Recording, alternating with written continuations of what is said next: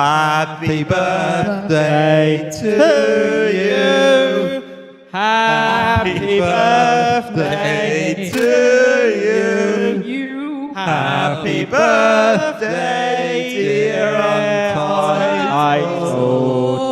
Happy birthday to What? Give me a better cake. Minnie, roll the titles.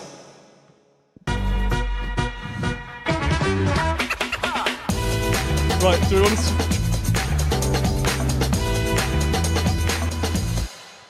Hello, welcome to Untitled.mov. We do apologise. Our production team has brought us this for our birth. Yes! Oh, here we yes, go. amazing. Proper That's more cake. like- Excellent news. Let's get that off the set. As you can Here it see, comes. today we are celebrating to the day the first anniversary of our very first independent episode. Untitled is 1 year old. Should we all blow Yay. this candle Happy out birthday, everyone. together? 3, on go. 3, 2, 1.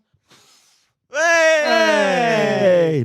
And to mark the Smoke the occasion cake. of the 1 year of making mistakes, we've brought a friend.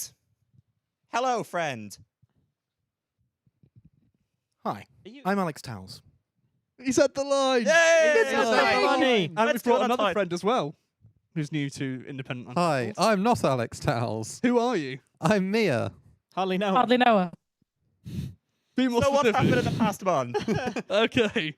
The first thing that's happened is graduation at the University of York, and our very own Kory has graduated. Hey, this Congrats, card Kory. is empty. Should we cut the cake? I don't have a knife. But Kory, who is not here today, they have But is died. watching. Hello, Kory. They have not died. Oh, I've been informed they haven't died. That's the game. They did graduate. Yay. Anyway. Moving on, those of you who live in the north, you had a little trip the other day, didn't you? Where did you go? And what We did you get did. up to? We went to Blackpool Pleasure Beach. Mia, you are very pixelated there. Also, So is everyone else. that's not Pleasure Beach. Yes, You it is. sent me the photo. Peanuts? It is. Mia. That was- is the Pleasure Beach. Good Oh, point. yeah. Oh, excellent. Yes, that is Blackpool Pleasure Beach. That is a photo of me, Sarah, and Jamie all on the Dora the Explorer ride because we didn't Dora. want to go on any of the big scary rides. No, I didn't fancy going upside down. Wusses. And Yeah. what else did you get up to while you were there? We also went to the Sandcastle Water Park on the day after we did this, We did. which was that it was a park. There was water. That's Involved, yeah. yep. There were Good those description two of a things water in park. that place. Now, from leisure to business, Matt, you were involved. You've been working 9 to 5 on something recently, haven't you? Yes. Oh, he's coming. Ah, he's got a knife. with a knife. We've got a knife. Precision engineering. What? Oh, where am I? Sit there. There's a In the free space seat. there, and you've gone here. Precision engineering with a knife and a drink. Lovely. I've been wanting to drink this all day. You've not had a drink yet. Well, I had something, but then it's been busy. Right. Right in front of the slides. Yeah, fine. All right. We'll put on this table that's now useless. So, yes, I was working 9 to 5 on a show, and that lovely image. Yeah, what's on earth has happened to that image? But Happened to the last. yeah, so yeah, this is technically a school show, but we've got a bit ambitious, and the budget has crept up over time. And so here in this picture, you see the absolutely crazy scenario that I am. In the bottom left-hand corner, you've got my laptop, which is on the floor, and we are sending wireless NDI to Resolume in a cupboard, which is then essentially doing a virtual monitor to live edit on the 3 projection wall there, doing all the it's edge blending and that kind of thing, so that I could edit my graphics in Resolve live and then export it to full resolution, because it did look pretty bad on the wall when I was essentially stretching 1080 3 times. But yeah, looked pretty groovy. That was a ridiculous show where because 2 of us have hobbies, we had my compact Behringer Wing as the band mixer, and then a full size as the mic mixer, which caused a lot of routing headaches and spreadsheets to figure all that out. Yeah, fun. Amazing. That was nice. Now, next up, we're going to go to Dizzy. You've been to quite a few gigs this month, haven't you? I have, yes. I have been to 4 with 3 still coming up. So the first one I went to was a band from Durham, indie punk band called Martha. It was so good. Islington Assembly Hall. It slapped so hard. 10 out of 10. Got stuck in a mosh pit. Always good. And then the other 3 that I've been to already were Proms, BBC Proms, because unsurprisingly, I am a classical musician who lives in London. So I'm going to go to a lot of Proms. I went to these with Michael as well, who will be popping in later to have a rant about something, but he's currently sitting on the sofa. What is it we've been to? We saw Beethoven's Fifth, we saw Symphony Fantastique, and we saw the Traitors Apparently Prom. not. As in the BBC program The Traitors, they did a prom of it, and it was so good. Claudia Winkleman was in fact there. Yeah, Dizzy. and then we've got 3 more this week that we're going to see as Dizzy. well. Yeah. Can we ask you something? Now, could you explain to the unfortunate one over I can't hear a word you're saying, Bestie. You're crackling to all hell. Am I? Can you explain to me? Yeah. What a prom is? A prom is so every year the I went to one BBC. of them. No, not your school prom. The BBC put on a big like summer long series of big fuck off concerts, usually in the Royal Albert Hall.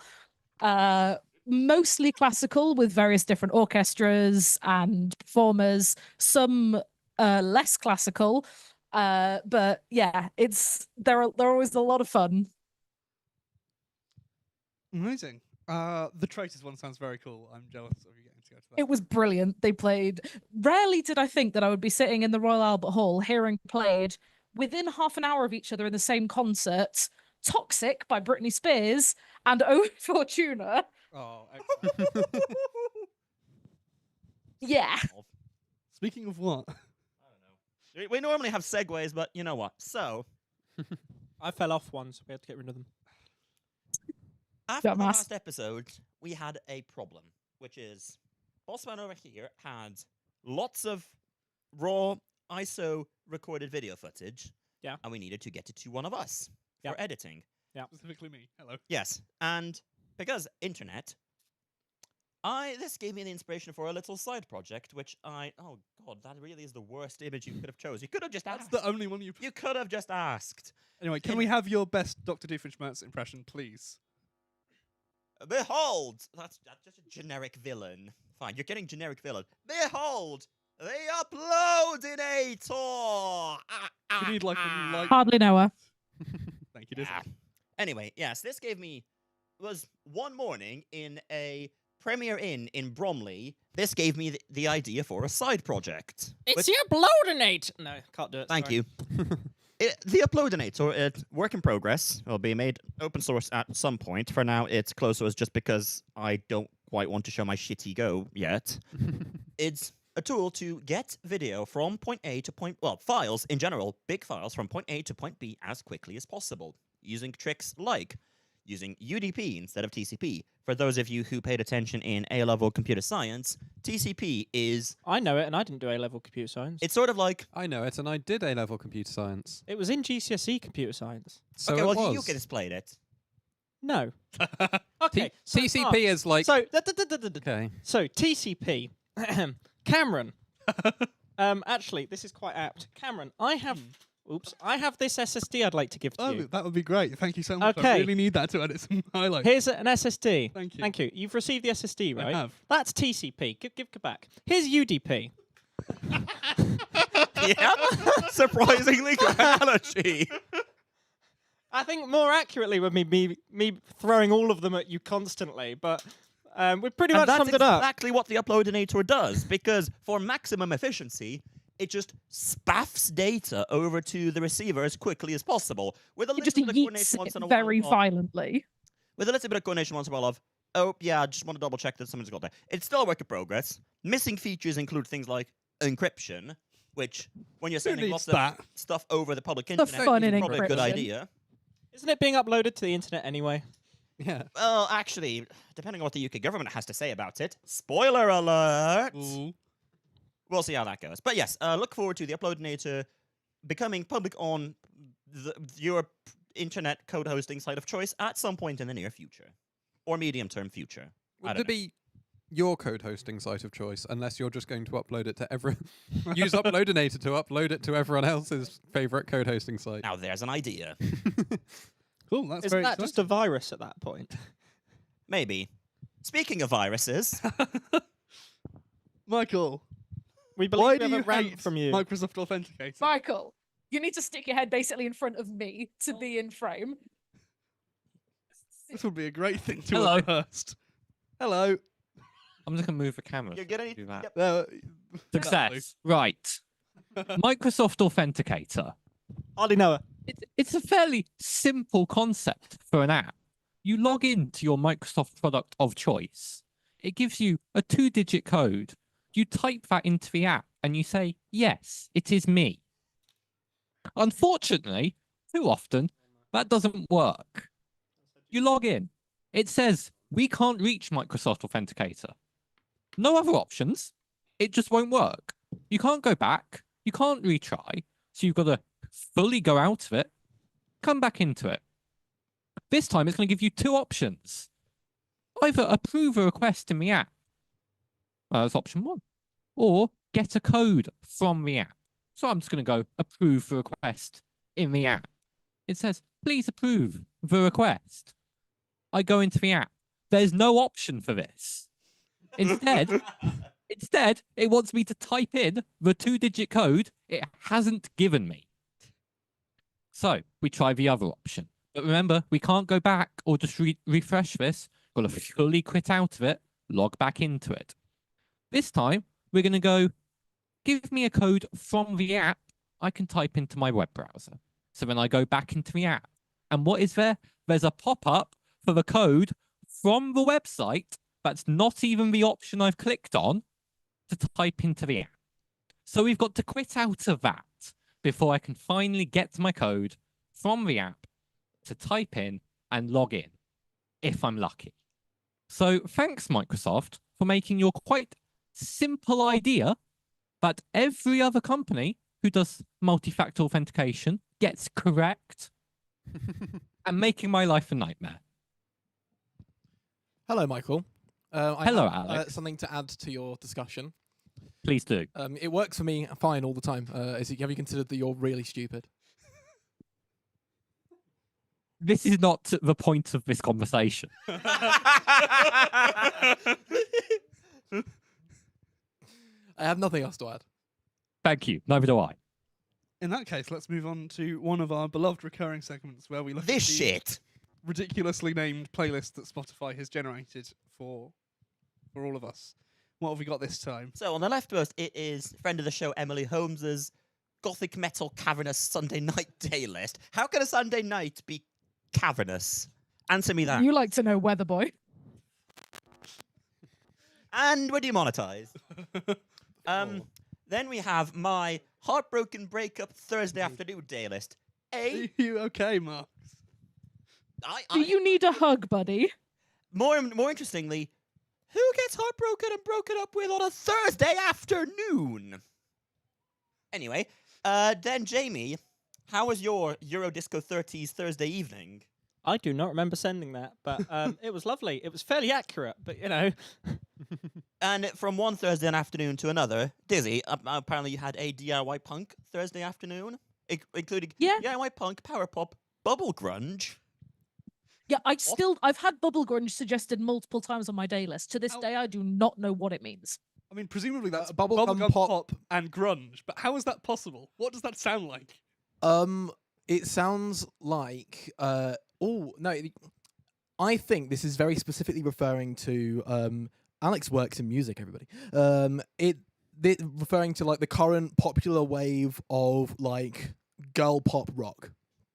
So like kind of Olivia Rodrigo, who just put out an album, Renee Rapp, like very like in your face pop, but it's guitars and like heavy-ish. I imagine. but I imagine that's what it means. Nobody listens to Bubblegum much of grunge. that anyway, so who knows where it got it from? Not me. Then Vibes. we've got an indie punk night because Dizzy knows exactly one genre of music. I know 2 genres of music, thank you very much. My Daylist is always either like indie punk, whatever it's done there, or classical from the shit I've played in one band or orchestra over the years And playlist. demonetized. And finally, Jamie, I would like you to read the name of this playlist. Jota Iskalim Sunday night. No idea what that is. Pass. Very good. And to our next recurring segment, here are some of our favourite Windows for Signage moments from the past month. Anyone recognise theirs in here? Yes. Who wants to go first? That one is an establishment of the popular kebab chain German Doner Kebab. Other popular kebab chains are available, not paying for, or at least not entering the license key for the Windows. What's interesting to note is there has been a trend on the show of posting images of a specific branch of German Doner Kebab who have always had issues with signage. This is not that branch. This is a different one, so more than one of them have had this issue. That makes it so much funnier that it's a different German doner kebab. I believe that one was the German Doner Kebab in Bromley. Excellent. Oh, Then The one in the top left, I believe Dan sent in, which was Oh, the top left here. no, that's the right. That's Good first point. of all far right towards the bottom. That one, I believe, was the petrol station near the Premier Inn where we were staying in Blackpool, Oh, that was which has a Windows alert pop up, kind of covering the point of sale window Brilliant. thing that you can see. Then the 2 in the middle, just while I'm talking, because I'm gonna go for it anyway, are some signage around the uni that I saw in the library specifically. The top one is just a Google Chrome window, which just opened full screen when the PC for the signage was rebooted. It did nothing else other than open a full screen Google Chrome window. Brilliant. The one at the bottom is what it looked like before it rebooted, which had a Fix Apps looking a little bit blurry pop up from Windows, superimposed over the signage image. It turns out that that image that they use for signage is just a Google Drive preview page that opens full screen, except it doesn't automatically. PDF. Yes. Of a PDF. No, actually, I think that is it is a PNG. Is it? It used to be a PDF. Don't use PNGs for signage. Yeah, I managed to fix it eventually. On the right, this is the water park, the Sandcastle water park we went to in Blackpool, where the point of sale, I think there was 4 of them. There was 3 or 4, yeah. Oh, yeah, there was more than the 2 that are there anyway. But all of them in front of us had Windows Explorer open with various files. And it was very amusing to walk into. There was also a sign just in front of it that said "out of order." Which Yeah. just kind of We walked cherry into on the top. into the water park and all immediately started racing for our phones. Very neat. Nerds. So, if a pop-up of some description comes up in front of Dizzy's face right now, are we getting ourselves on Don't Use Windows Yes. signage? It has happened yes, we before. absolutely are. Yes. We have had the PC doing the signage reboot mid-show and then prompt to install Windows updates. Excellent. Matt Strat's television And did it once. if you, yes, you, come across an instance of this out and about, Keep it to yourself. no, send it to don't use Windows for signage at un.titled.mov and we may feature it in a future episode, or we may not. Thank you. That's don't use Windows for signage at un.titled.mov. All one word. In the description. Cameron. Yes. It will be in the description. There we are. Excellent. So that is the past month. And now, as we have you here, Hello. Talents, we're going to bring back one of your recurring segments and do the Content Factory. Would you like Yes, to we tell us are. What We- this involves. It requires my laptop, which is next to you, because I thought I was going to be Is it sat this where one? you're sat. Yes, it is. Would you like to switch? Sure. This is good content. Content Factory already hard at work. Production 100. So this This is not going well. so this segment is where our production team abdicates their responsibilities. Indeed, we do. Yes, And we- hand them over to the people in front of you. So the way the Content Factory worked is it was a radio show that I used to do on University Radio York, where I would get a random word generator to generate a random word, and that random word would be used as the prompt for the people joining me on the show to come up with a radio segment.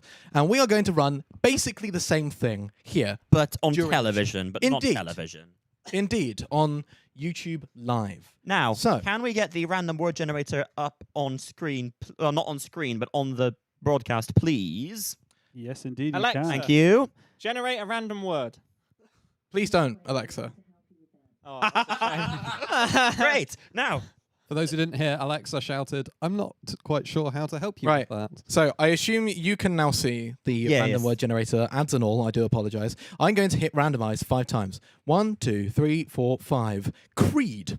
Creed. Your word is creed. Why 5 times? Why not? That's just how I've done it forever.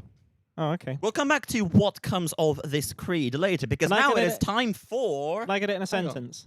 No. Creed is another word for like race. Maybe we don't use this word. Maybe we just I'm gonna hit randomize one It's more a time. statement of religious beliefs, apparently. Musical. Oh, Let them go. Yes.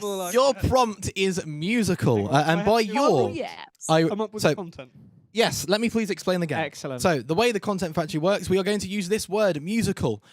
Jamie and Mia are going to work together to come up with Oh, yeah. some content, and Marks is going to work by themselves. I didn't sign up for Or this. with Matt. Fucked. Or with Matt Strat. What about those two? They can play if they want, but they're going to play from over there because there's 2 of them over there. Excellent. And Mark's going to work with Matt Strat. They have Google documents that they will use to prepare these segments, and then at the end of the show, or towards the end of the show, we will do them. So during the rest of the show, while everyone else is, presenting their content, around us, production will be happening, and we will find out what exactly they have come up with later in the show. But now, It's time for... News. And we begin with a recurring sub-segment of this, I guess, that we are introducing for Series 2, which is the bug report.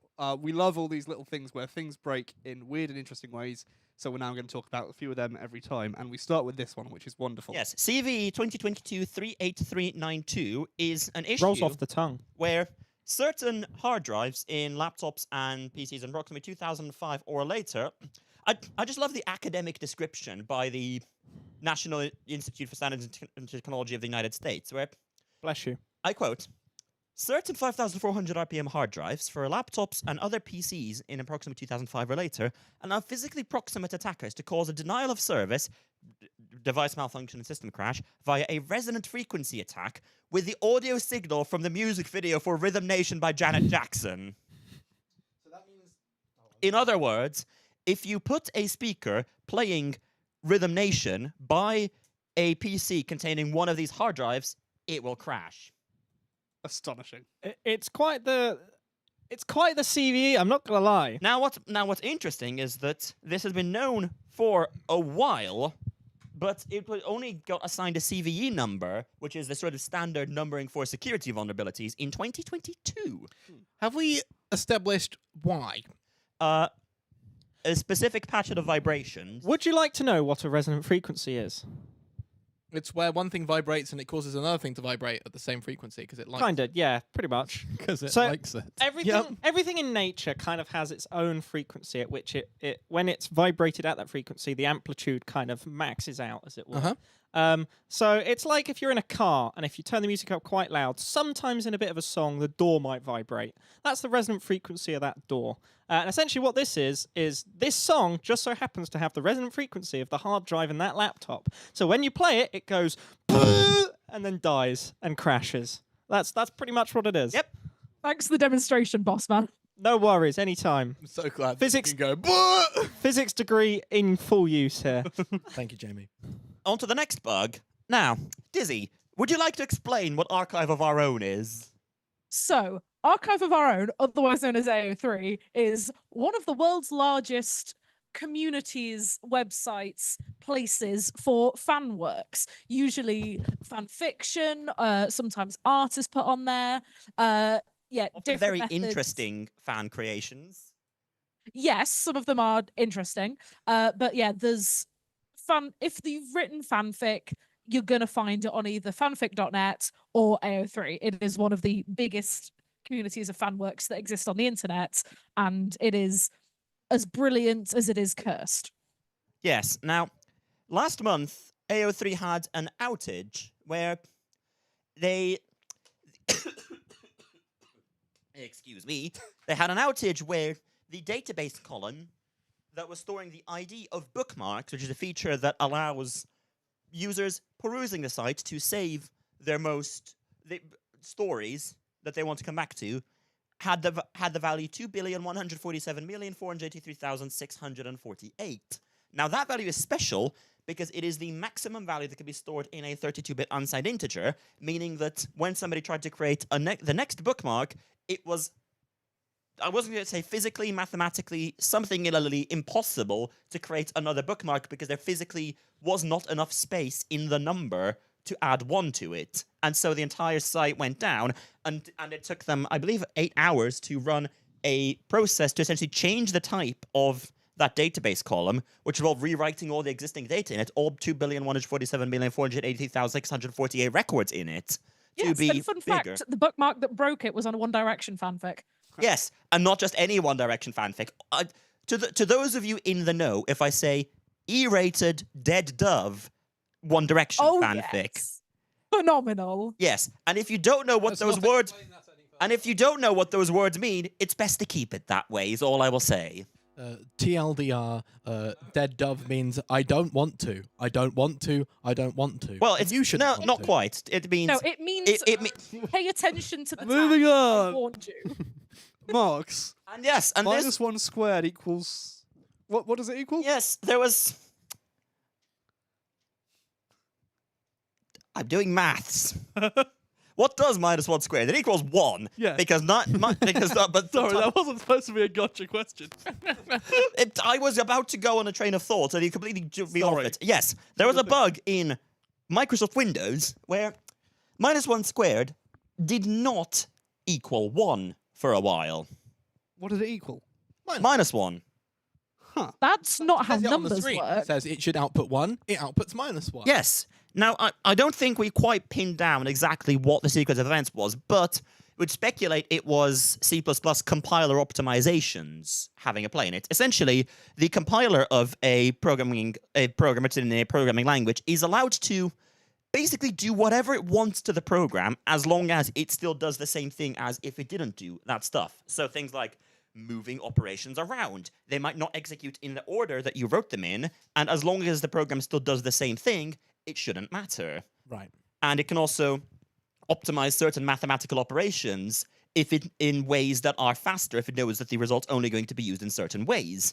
And it's probable that one of these optimizations went wrong and caused certain mathematical operations to have incorrect results. Interestingly, Broke it was maths. Interestingly, it was the developers of the rhythm game Osu that first discovered this. I wonder why. Presumably because their code relied on it, and it broke in weird and mysterious ways, and it would have been one of those bugs that you spend days tearing your hair out going, where on earth could my code possibly be wrong? Until eventually you conclude it must be something else's fault, and in this case, it was. I would love to know what rhythm game Osu is doing that requires them to square -1 and get 1. Probably some vector operations or something. Yeah. Fascinating stuff. Now, on to the regularly scheduled news content. Yes. Now, first of all, if you Google bad UX, all the results are in Comic Sans. This is true. Which is Slyball, Comic Sans' phenomenal UX. I Thank think you. It's funny. I also think it's funny. I also think it's funny. Mia, do you think it's funny? Yes. Excellent, thank you. We've Next achieved segment. consensus. Marks, do you want to tell us about the USB-C port on the Nintendo Switch 2? Do I? Don't you? So I don't actually remember the details of this, but on the original Nintendo Switch, it behaved interestingly with certain USB-C chargers in that Nintendo didn't quite comply with the standards for USB power delivery, and thus using certain combinations of USB-C chargers could potentially fry your Switch. apparently for the Nintendo Switch 2, they have committed more USB-C shenanigans, but in a different way, where if you analyzed the conversations happening on the USB-C cable with an analyzer between the Nintendo Switch and either the official Nintendo dock or third-party docks, you'd see some non-spec compliant chatter that was seemingly Nintendo-specific, that only the official Nintendo Switch dock and I think one specific third-party dock understood. None of the others did. Unfortunately, the article with all the details has now become paywalled, so I can't pull them up, but classic Nintendo. What, for paywalling things? No, it's by The Verge. Yeah. I mean, it's classic Nintendo either way. But Yes. So yeah, if you are in the market for a Nintendo Switch 2 dock, double check that it will actually work. Thanks, Just Nintendo. buy the Nintendo one. Like very clearly, the reasoning for this is so that you can't buy third-party docks. Which and is have it work. naughty. It is very Yeah. naughty. There was a whole bit with like the Switch one where if you consistently charged it with a non-Nintendo charger, it would get very unhappy and start fucking with the battery. So this is Ooh. presumably a continuation of that. Indeed. Yeah. Next up. Yes, this is an interesting one. So, Microsoft Windows and Microsoft Office have a chokehold on the collaboration market in particularly local government. But the French city of Lyon has apparently announced their plans to reduce dependence on American software and presumably also the amount of money they spend on software by moving away from Microsoft Windows to Linux, from Microsoft Office to a package called OnlyOffice, which is not one of the popular OpenOffice or LibreOffices, and for presumably Microsoft SQL database to the open source PostgreSQL. Now, this is interesting because other local governments have previously tried this. The most famous case being, I believe, Munich, which as early as the early mid-2000s launched a project called Linux, where they would move to a custom, I believe, Debian-based distribution of Linux, along with OpenOffice.org and then later LibreOffice instead of Microsoft Office. Now, this one's interesting because eventually the local government of Munich decided to move back to Windows. There are various explanations given and various arguments made. Some people said that it was a political decision because Microsoft were moving their European headquarters to Munich. Some said that it was a purely pragmatic one because of compatibility issues between documents produced by Microsoft Office and the open source alternatives, which is a commonly cited reason for folks to move away from the open source Office equivalent. I've got a couple other cases here. After they moved away from this, the Munich government did announce a plan to bring more open source software into the fold as part of the sort of move against increasing reliance on American tech companies, which has become particularly in the news since the passing of the Cloud Act in the US and many European companies wishing to move more towards digital sovereignty.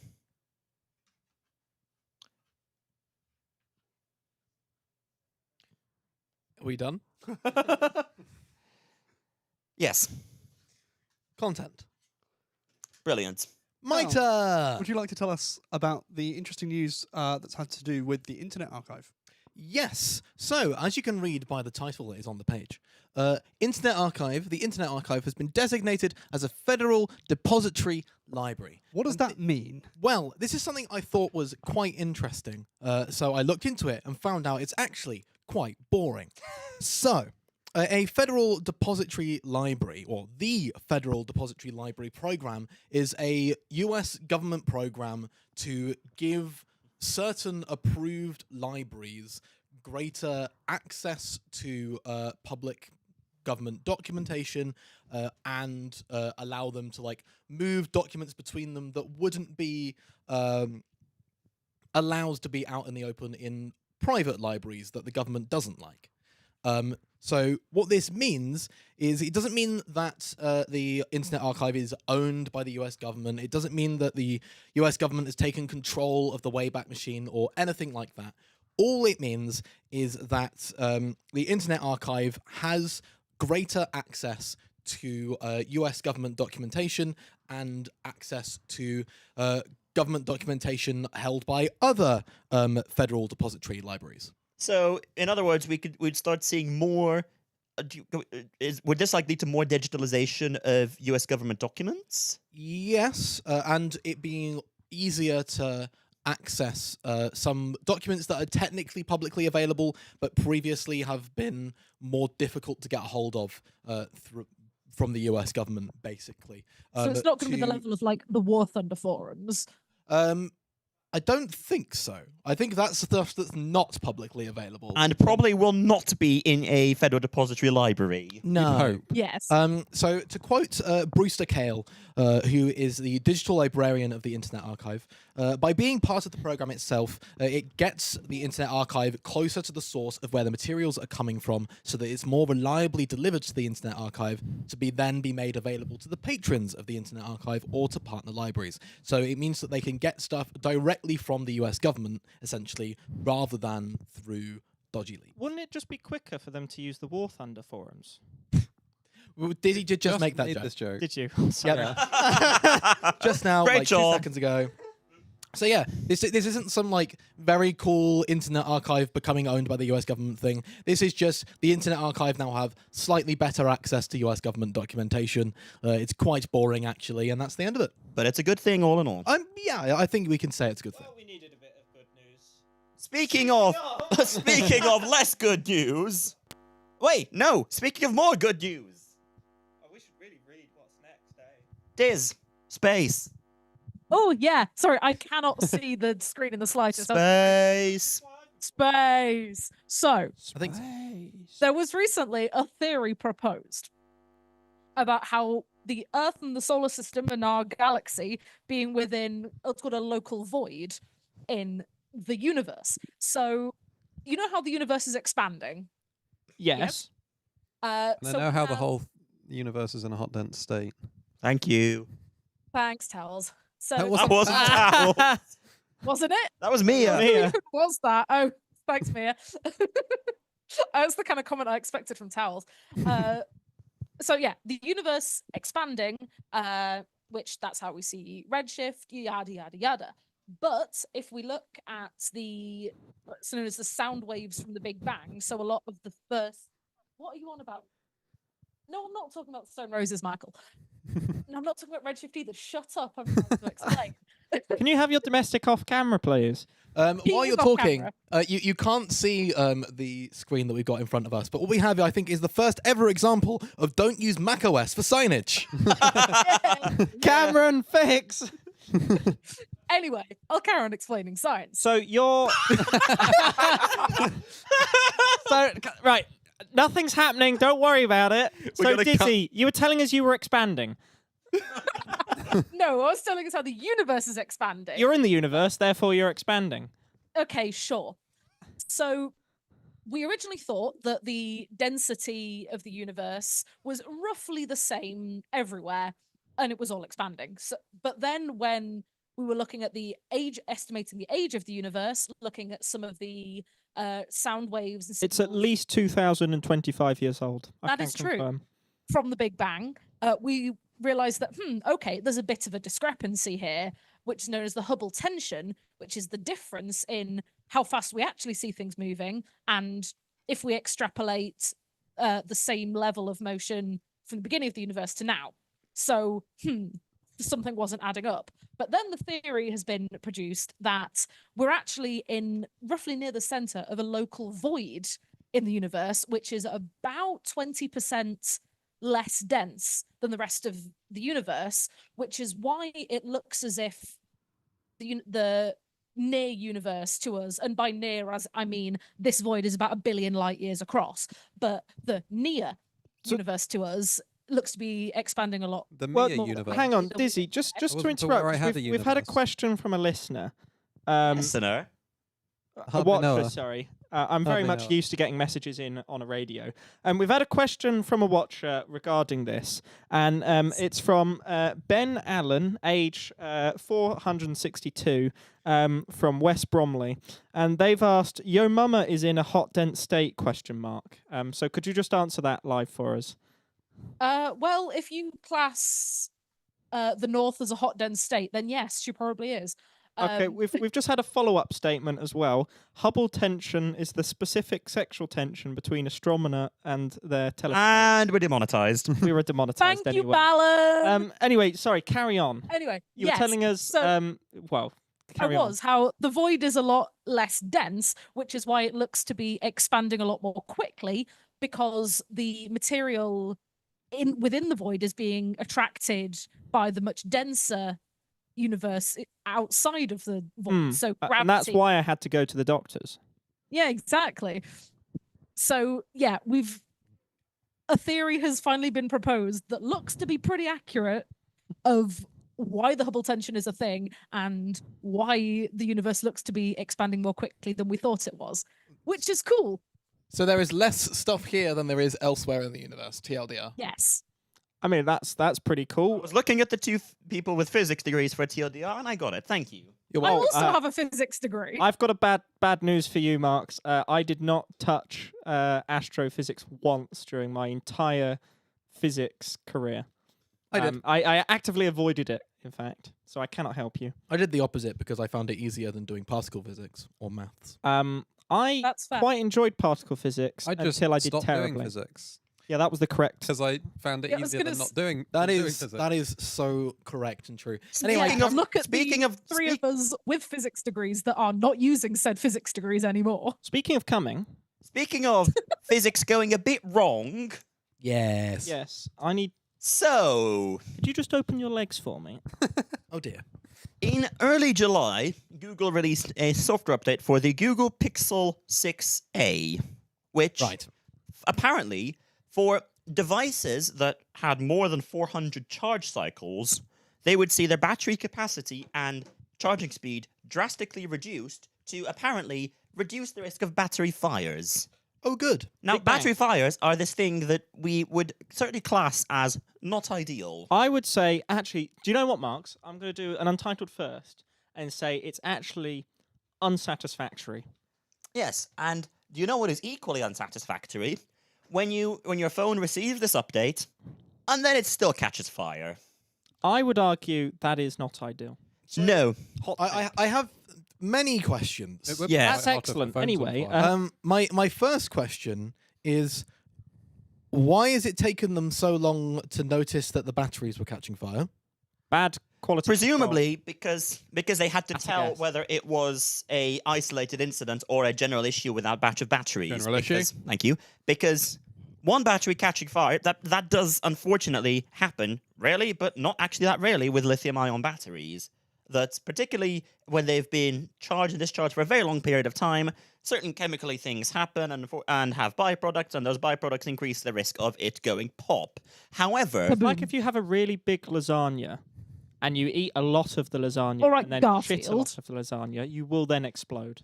but if it happens that That's all the of that dark version of lasagna Garfield. featured not just horse meat, but contaminated horse meat, then everybody who ate that lasagna will have a rather bang. unfortunate evening. Exactly. And that seemingly is what happened with the Google Pixel 6a. Right. And so I think this analogy is going a little bit too far. I think perhaps. Big but shits is essentially. my follow-up question is, why does a software update fix this hardware problem? That's a very valid question. Because And it's an amusing one. Because at least the theory went that reducing the amount of utilization of the battery, in this case by reducing the battery lifespan and the charging speed, would slow down the chemical reactions either in Jamie's stomach or inside the battery that eventually cause the catastrophic reaction that we see from both. The analogy is I think- starving the person. I think the problem here is Jamie's eating the they battery. It's not starving They just person, it's software eating updated. less lasagna. Yes, it's Software taking updated away. the phone to make it worse. It's making the mouth smaller, so you have to, So you know, it can't can't fire. put as much lasagna in your mouth. If at they're the putting time. lasagna in the phones, no wonder they're going pop. Exactly. I think that's the takeaway from. So this is the Untitled top tech top tip. If you manufacture mobile phones, don't use lasagna for your battery.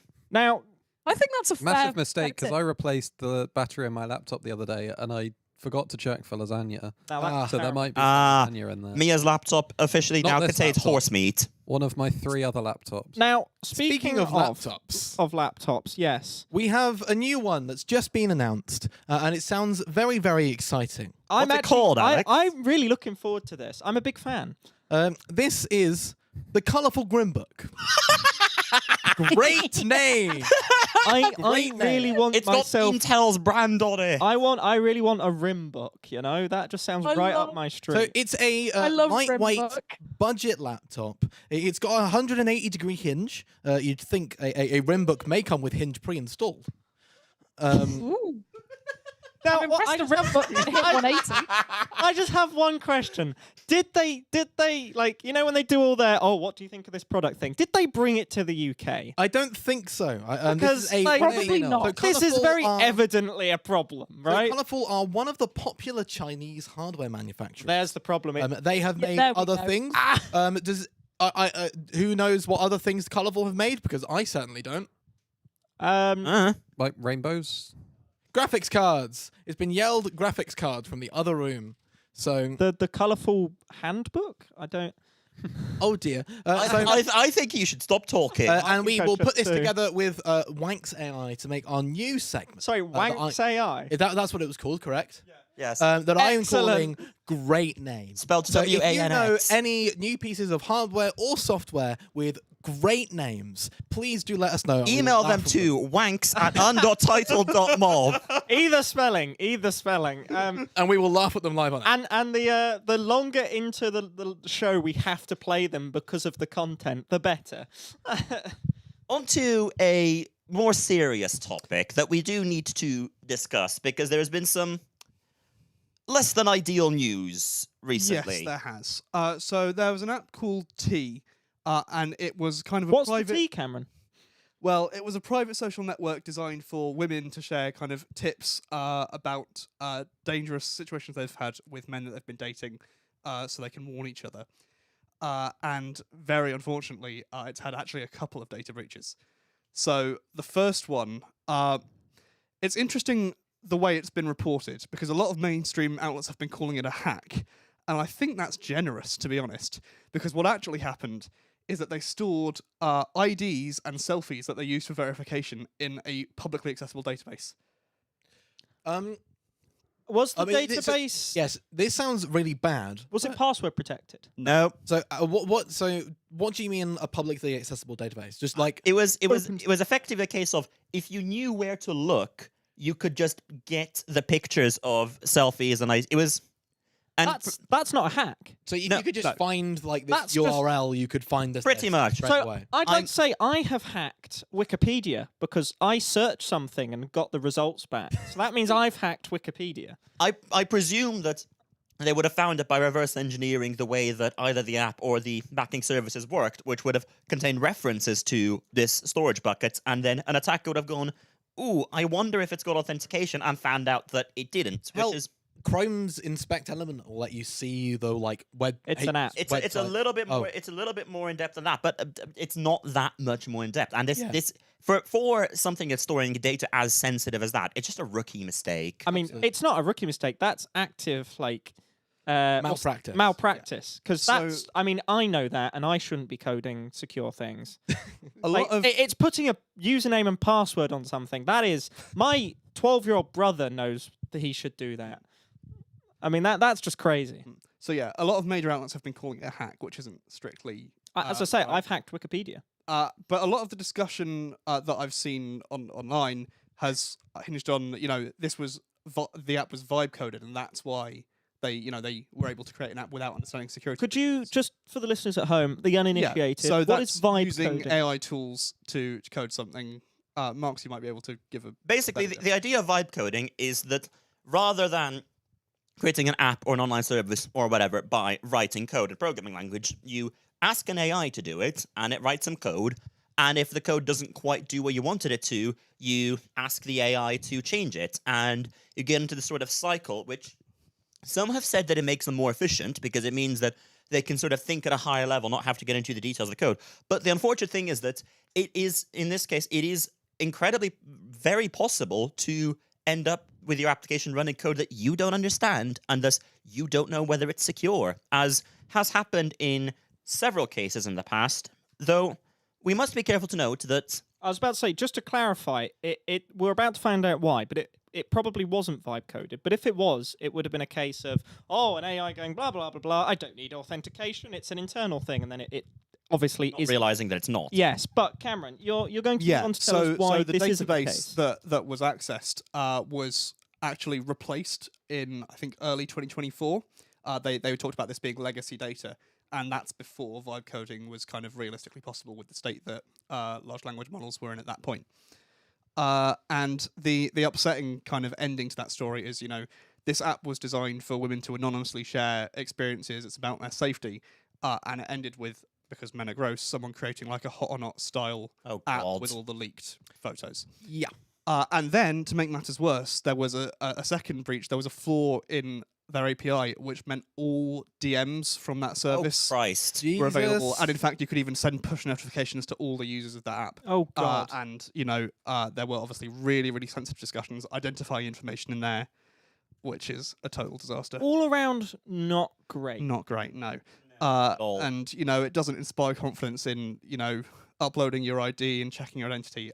You've got to really trust the services. And it's a bit concerning, isn't it? Here's an untitled top tech tip. If a service is asking for your ID, have a think. Do you need the service? If it's your bank, make sure it's a reputable bank and go for it.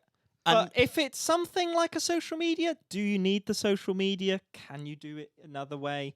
No, but that's my opinion, obviously. But Jamie, here's the thing that I've been sort of thinking about is, it's not until recently that we've had all that many services asking for ID. Now, why has that been? Well, it's funny you mention that, and we're going to get on to probably our biggest topic of this show. Because we are all UK-based, and we could not do the show justice without talking about probably the biggest news in the UK tech space in a very long time, which is not the passing of the Online Safety Act 2023. No, because, as you say, it was passed in 2023.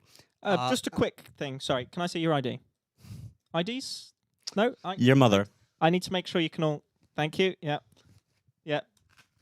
No, you need to look at my face. Yep, no, that's... There you go, we're good. Let's not dox you. Can I get up Gary's mod Yeah, instead? that's excellent. That's a club card. That's what I need. You need to look at my face and decide whether or not I'm over 18. Or you need my credit card, which I don't have. 462. That'd be fine. I have been denied 12, on more than one thing. 12, definitely Yes, 12. I have been denied on more than one thing for looking like a child. Well, anyway, I'm trying to put a light spin on 23. it, but would one of you two would like to delve into the actual kind of details? Okay, yeah. So, the Online Safety Act was introduced in 2023 under the previous Conservative government. But For those listening along, that was 2 years ago. Yeah. And it introduced a range of things. It was kind of the law somewhat catching up to the rate of change in the digital world. A lot of those were things like specific offences, things like cyber flashing, epilepsy trolling as well, specifically kind of encouraging self-harm online. And as part of that, there was a clause about age restrictions and preventing children from accessing what the bill calls harmful content. And that came into force within the last few days. Now, there are a few different ways in which services can prove, ask you to prove that you're an adult. And we're going to talk through a few of them, some of the flaws. First of all, services can do this themselves, or they can outsource it to a third party. There are services like Persona that will do that for them. I think KID is one I've seen a lot of. Yeah. And there's also, I believe, Kids Web or Kids Online Service, which is owned by Epic Games now. God. But it's like that's the one that the Blue Sky has outsourced their age verification to. I would like to reiterate my point at the start that do you really need the service that is asking for your... Because if anything I use asks for it, unless it's my bank, which has already asked for it, I'm not going to give it. So to be clear, like social media sites, it's not like Blue Sky is blocking you. I'm just using Blue Sky as an example here. It's true of Twitter as well. Blue Sky is not blocking you from logging into Blue Sky without giving your ID over. But it is blocking you from accessing certain parts of it, such as content that it believes should only be seen by adults. And I think also, though I'll need to double check this, I believe it blocks you from using direct messages. Yes, it does. If See, you're not over 18. I mean, I'm not a particularly online person with social media, but I will accept that loss. I refuse to give my ID to companies I do not trust. Yes. The other thing with Blue Sky is because of the way it all works, none of this is actually enforceable. So if you host, I'm pretty sure, if I remember correctly, you can host your own app view, which is like kind of the website view that you get on Blue Sky when you go to bsky.app or whatever the URL is. You can host your own one of those that doesn't go through the process of checking age. And because basically everything needs to be able to fetch that content from the back end, none of this is enforceable. So you can just host your own app view, which gets you all of that access to content, which would otherwise be blocked by the official one. Which is sort of a more general problem with this, which we'll come on to briefly, but this sort of more general problem that that mandating age verification on these services will mean that those under 18 would not be able to access them. However, as is the case on the internet, not every company will follow the law. And if you are somebody who is seeking out certain material they may be interested in, and the more popular sites are requiring you to prove your identity, you will just end up going to ones which don't, and will often be less scrupulous about moderating the content that they have on there. Say you go to, I don't know, a random website and the top 4 links, or you search something and the top 4 links ask you for ID. If you are under 18, what you're going to do is just keep scrolling until one of them works. And lo and behold, you'll get to one that just don't care what's on their site. And you may see some things that you wouldn't have seen on the old site. I think it's important to be explicit about what types of content the bill is aiming to block. It's, first and foremost, it's porn. That's the primary goal. But it's the main source of, or the main drive of technology. It's also content about eating disorders and self-harm and things like that, which could include some useful support information that people really need access to. That's the problematic But thing. the goal is to sort of avoid encouraging those things by making them more visible. Yes. Another thing that it blocks is like, I believe, correct me if I'm wrong, it blocks access to like essentially like gore and like gratuitous harm to people, which is like a noble aim. But one of the main ways in which journalism is spread from war-torn countries is by posting images of what's happening on social media sites. And so what's happening is that people in the UK, like us, are being stopped from seeing journalism, essentially like war journalism, because it's being automatically blocked for being gore. Shall we go back to the different ways that you can prove your age, or that services might ask you? So we've already talked about facial age verification, and we've had a excellent example of why this might fail. Also, this doesn't work for me. I've tried multiple times to verify my identity on Blue Sky because, unlike Jamie, I would like to be able to use my direct messages. And it just doesn't accept my facial age estimation. I don't think I look like a child, and yet. So, Dizzy, how old are you? You look a lot older than me. Dizzy, I am 23. So you're 23, and what does it tell you what age it thinks you are when you scan it, or does it just tell you you're underage? No, it says it can't confirm that you're overage. I see. Right. Well, you can see, viewers at home. Look at Dizzy. Guess what age? Yeah, I get ID'd. And if your answer is any drinks sometimes, so that kind of. Other methods include open banking, where you give permission to the service verifying your identity to talk to your bank and ask, is the holder of this account over 18? I've not seen that one out. That one doesn't seem so bad. I can't, because that's a trusted. I presume we've not seen it that often because it's more complicated to implement. I can imagine, but I wouldn't necessarily be against that one because a bank which I have no choice but to trust anyway has my information, and if I'm just telling them, look, this is my bank account, go ask, or this is my bank provider, sorry. As long as I'm not giving them my bank details, as it were, like I don't know, some sort of sort code or credit card details. Unfortunately, I have to. You see, that's the problem. If they can implement it in a way where I just give them the account number and my name, I'd probably be less fussed, but I don't know. And there's a similar one where they'll check with your mobile network instead of the bank. But I trust them less. The two most commonly available, and in some cases, for Reddit, for instance, the only two methods that they will provide are the facial age estimation and submitting your ID. Also, Now, if they're checking one with issue. your phone network, a lot of people, especially teenagers, their parents pay the phone bill, so it's their Well, parents. it's not specifically whether you have a phone plan. It's that phone providers are already required to have an option to allow or block adult content on your mobile data. And so what it's checking is whether that option is enabled or disabled for the account that you are using. I counter with my Okay. mum didn't know that was an option and never enabled it because I also had access to her account and I can see what she's selected, and she never did because she's not a technological person. So I don't necessarily think that one many people will trust, just because if your parents don't understand about that, they wouldn't have ticked it. Sometimes if it's on by default, maybe, but like you can just tell your mum you need it off for something, and a lot of them you could probably social engineer into it.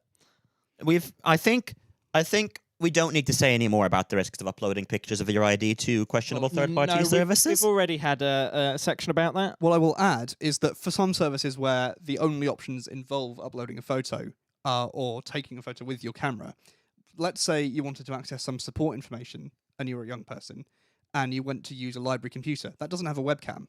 So how can you verify your age to access that? You can't. Yes. Yes. Problem.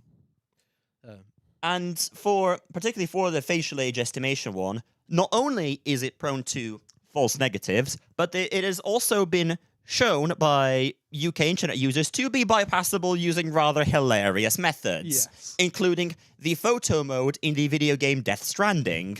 So if Persona or all of these services see a suspicious number of their users appearing to look like Norman Reedus... I mean, to be fair, technically, they wouldn't see these pictures because all the face scan does is at least they claim that they scan the photo and then delete it immediately. So I think that is important to say. Like none of these are getting We've heard that stored. claim before. In theory, if we trust what they're saying, which again, different discussion. I'm a if we very trust what cynical they're- person. If we trust what they're saying, then these photos that they're taking are being immediately deleted, unlike with the T app where they were being kept. But carry on. Now, because a lot of these services target an audience beyond just the UK, they will most commonly only apply these restrictions to users who appear to be accessing the site from the UK. Although I will say there is an exception in that X has applied this across Europe as well because there's plan legislation along the same lines and they decided to... And because the age verification method that X chosen to use is that you buy X Premium, which is its own can of worms that I'd prefer not to open. But many of these services are only applying this ruling to users who appear to be in the UK. Now, Cameron, Yes. suppose I was a teenager or an adult looking to access materials that the Ofcom things I shouldn't be. Is there a technology out there that would allow me to appear to not be in the UK? And that brings us to today's sponsor, NordVPN. We are not sponsored. We should clarify. Please give us money. That would be great. but- Yeah, so for one thing, the verification methods themselves are flawed. I didn't know have a Tim number of was a issues. VPN. Sorry, I didn't realize that wasn't a list of VPNs. Carry on. But second of all, it's quite easy to get around these restrictions by downloading a VPN. And as you can The see... top 3 results on the Apple Store are VPNs. The uptick in searches for VPN in the UK is... On July 25th, That's more than double. That's more than triple. Is that quadruple? I can't tell from here. It's roughly 5 times because it's around 20 and then it goes up to 100. There you are. So in other words, they've introduced this whole bill and put in all these restrictions, and it's trivial to get around. So if you get- bought stock in a VPN company, there was some discussion that there might be a VPN ban as a way to get around this. But Good luck. I think Labour that's have, going to be a whole can of worms. Labour have ruled that out. That is authoritarian Can I- type stuff. This may be a stupid question, but it's a question I've had since the first time I heard VPNs were real and a thing. Why are they legal to start with? because why wouldn't they be? Because you're pretending to be somewhere that you're not, allowing you to access information that is in theory illegal for you to access. Now, If here's the you're in thing. a democratic free country, what reason does your government have to block you using a VPN? The other thing that's the sort of philosophical reason. The technical reason is the internet doesn't give a shit where you are. I was about, the internet doesn't care what you think. I think And also, very big for like journalists that Yep. need to access Like, things. Or To be folks clear, who I'm use them not for arguing work. that VPNs should be illegal. No, I get that. Yeah, the main reason is it would be quite a difficult ban to implement, probably harder than this one. Definitely. And they're the reason any political party would probably lose a lot of support by doing it. Oh, Just because it seems quite an authoritarian thing to do. And there's plenty of people who use VPNs to watch things on Netflix that aren't available in the UK, so they would get up in arms about this if they aren't already. There's also enough, purely from a technical perspective, there's enough companies that use VPNs to secure their business traffic. Yeah, I mean, These are all, to be honest, I'm hearing lots of reasons why VPNs are useful and not reasons why it's legal to look at things that is illegal to look at in your country. But Well, no, because you can't distinguish between the two with a VPN. Yeah. You are using a VPN, they don't know what you're doing with the VPN. That's the Yeah. idea. Yeah. Unless you're using one of the free dodgy ones, which this will push more younger people to, because they're not going to have the money to buy one. So there's going to be a big problem of free ones where their stuff gets leaked. But that's by the by. I'm ashamed that I can't remember who the quote by, but it's from one of these sort of founding fathers of the internet and a proponent of open culture, which is the internet interprets censorship as damage and roots around it. And I think this is a jumping off point to like a wider, this is kind of the problem, because like this is taking something that like has always been a thing, has been a thing for years, and trying to restrict it. It's quite difficult to put things back in Pandora's box once it's been opened. Especially like simply from a technical perspective. Like if the only way the Reddit has of knowing where I am is by looking at my IP address. If I mask my IP address with a VPN, then that's going out the window. And so it can either apply that enforcement to every country, just in case some of its users happen to be from the UK. The majority are not, so that is, from a business sense, unpalatable for them. Or they can attempt to block VPNs, which some businesses may end up doing, but at the same time, that is both technically and from a business sense not going to be easy or desirable. Or if the UK government attempt to block VPNs, which again is both technically incredibly difficult and will also lead to huge backlash. Because there are many people who use VPNs for entirely valid and legal reasons, and it is their right to. I use a VPN at work to jump between two networks. It's not a different country VPN, it's on the same network, just a different subnet of the same network. But they'd have to clarify in any law the difference between them, and then you get a whole can of worms because a lot of them do the same thing. I sometimes use a VPN to look at news sites from the US, which have decided that they do not wish to appear to users from the UK or from Europe because of concerns around whether the General Data Protection Regulation would apply to them.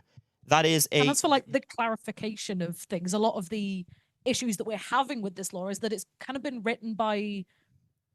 It's not been written by someone that absolutely understands the ins and outs of the internet. Well, So if they try and enact a VPN ban, it's going to be even worse. To be a bit more specific, the law was written by lawmakers, and it was very light on technical detail, intentionally so, as many laws like this tend to be, because the way that lawmaking is often done is that lawmakers, in this case Parliament, will sort of set out, here's what we want to do in law, and then leave the blanks to be filled in by the government. And this filling in a blank is called secondary legislation. In this case, this was left up to Ofcom, the UK's government regulator for technology and, well, communications, including the internet. And I would not be surprised if, when it landed on the desk of some civil servant at Ofcom, and they went, how the bloody hell are we going to enforce this? To which another civil servant looked over and went, I don't know, mate, but we're going to have to. And that's how we ended up where we are. Yeah. So I think we've seen that the restrictions aren't very well enforced. They're easy to get around. Are they at least well targeted? Are they protecting people from the content? Not that in we the want to be protected slightest. from? Nope. Here are a few examples of subreddits that are now age-gated. r/cider. For discussions of cider. Yeah, I am a cider drinker. I drink it all of the day. Sorry, where's your ID? You're going to need to show me the ID so we can talk about cider. Then r/sexual assault, which is a support forum, and r/stop smoking. Those are all banned. And this person said, "Thank you for protecting our children from these sick freaks." I have seen it pointed out as well that surely you should be able to open r/cider from the age of 16 as long as you have r/food open in a separate tab. It is a great bit and also something I genuinely want them to do. That would be so funny, It would please. be incredibly amusing. And here's another example. This is someone resigning their Labour membership and saying that they're going to sit on their council as an independent. And that has been blocked by X. That's been age-gated. And there's clearly no harm there to anyone. Well, I genuinely. That's why? And not only Like, that is public interest political information. Yes. Which is something that the Act, at least in theory, sets out to protect. And The only why? thing I can think of is the word homeless. But no, so No, so to it's be not clear, the one on the left yeah. that's been blocked. It's Oh, that. sorry, I'm with you. I was going to say. Yeah, so you can It's see completely like, unobjectionable. Oh, yeah, no, there is nothing there. So Yeah. We suspect that this has happened because X has chosen to be on the safe side and overblock rather than underblock. exactly, and this is why, because the fines that can be imposed on companies are whichever is the greater of £18 million or 10% of their worldwide revenue. and I would ban everything. Yeah, right? Yeah. So, as much as some people have leapt to the thing of this is censorship, this is how the definition of harmful content can be abused to hide political speech and censor people. And I'm not saying that it can't be used that way, but I think there's also very much an effect of platforms wanting to cover their arse, and that's why Reddit won't let you see Yeah. r/cider without checking that you're an adult, because they want to make absolutely sure that they can't be fined 10% of their Yeah. global revenue. like there's been Also, like- some quite conspiratorial talk, as you suggested, like this is being deliberately used to censor information about the wars that I suggested earlier, or like other political content. But no, it is almost certainly just an unintended consequence of the ruling being done in the way that it has. But albeit a very negative one. And, a very and concerning adding the one. technical capability to do this would undeniably leave the option open for future governments to apply it to content that they disagree with. I'm not saying And it's some being of the done today. things- I'm saying that it has now become technically possible. There Some was of the things that are getting blocked are like various bits of queer content, LGBT content that they're like, it's too adult. Mhm. This could very, very easily snowball into like an online Section 28, which is mildly scary. yes, It's not ideal. no. No. And I had a nice wrapping up neat point that I was going to say, and it has left my brain at a very inopportune moment. That's unfortunate. Well, we've got the fines here. There's also kind of there was this thing with Wikipedia. Yes. that So you were speaking interestingly, to me about the other day. because of how broad the specific wording of the law, Wikipedia would be classed as a Category 1 website and thus be required to implement, what is the word? Highly reliable age verification for volunteers wishing to contribute, because it allows people to talk to each other, which, yes, it technically does. And thus, if you squint very tightly, you could consider Wikipedia as a social network, but it's plainly not. And Do I have to do age Hang on. verification if I want to talk on Xbox Live? Because I haven't Facebook Messenger, for example. I haven't come across anything. That might be because Facebook knows my age, but they haven't verified my age in any way. I've just filled in the box. I use WhatsApp to speak to people. Do I have to show my age on that? Yeah. What about my text messages? I don't have the definition of a Category 1 platform in front of me. Bear with, I'm looking up the full text of the legislation, which is probably dangerous. What I but- will say is that there are some provisions separate to the age gating element of the Online Safety Act to do with scanning for sensitive images on encrypted messaging sites like those. Okay. But it does say that won't be enforced until it's technically plausible, which is Is this never, because Yeah. that's not how encryption works. is this why Apple was having that war with the UK government? No, No, this that's is an a different entirely issue. separate thing, Okay, fair which enough. we'll come on to later. Yeah. The definition of what is a Category 1 service, which the most stringent protections in the Act apply to, is one that either uses a content recommender system and has more than 34 million UK users on the user-to-user part of its service, which is approximately 50% of the UK population, or allows users to forward or reshare user-generated content, uses a content recommender system, and has more than 7 million UK users. That wording is very broad. Very broad. In principle, Wikipedia.org having a share button would be classed as allowing users to forward or reshare user-generated content. Yes. Which is why the Wikimedia Foundation, the non-profit that operates Wikipedia and the other Wikimedia website, has brought a legal challenge to specifically, we need to be specific here, specifically the fact that Wikipedia would be considered a Category 1 service and possibly required to implement identity verification. Now, as of, I believe, just over a week ago, this went to the Royal Court of Justice and they had a hearing on this, and a ruling is expected in, I believe the wording they used was not July, and indeed there has not been a ruling yet. The wording was not July. Yes, the wording used by the judge in the case was that the ruling is likely to come in.